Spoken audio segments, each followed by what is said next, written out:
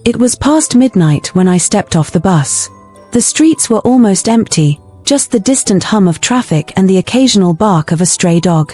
My apartment was only a 10-minute walk away, but tonight, the silence felt heavier than usual.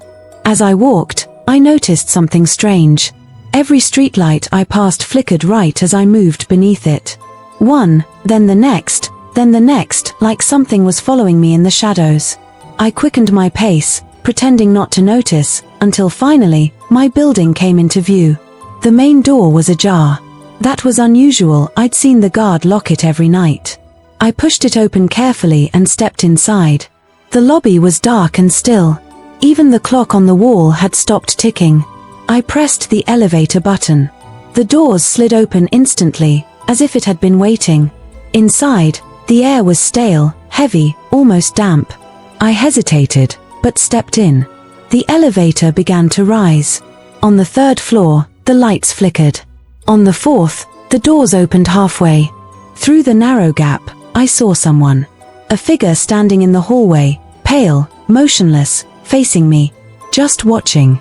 Before I could react, the doors slammed shut and the elevator kept rising. My heart hammered in my chest. When it finally stopped at my floor, the hallway was silent. Too silent. Usually, I'd hear pipes groaning or a TV from some apartment. Tonight, nothing. As I walked toward my door, my stomach dropped. Wet footprints, bare feet, led from the elevator and stopped right at my apartment. My own shoes were dry. These weren't mine. My hands shook as I unlocked the door. Inside, the lights were already on. I knew I'd turned them off that morning. Then my phone buzzed.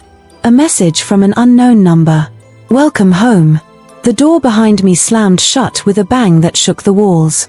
The smell hit me next, wet earth, damp and rotting, like soil dragged from outside.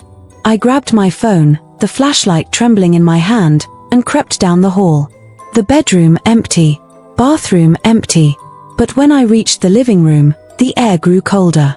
The light flickered once, twice, and I saw it. A figure crouched in the corner.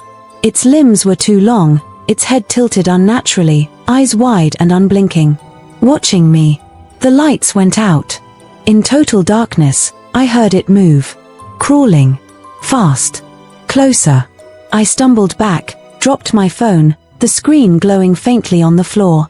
A new message appeared. Don't look at me. The sound stopped. Silence. I forced myself to grab the phone and ran to my bedroom, slamming and locking the door. My chest heaved as I shoved a chair against the handle. 4 hours, nothing.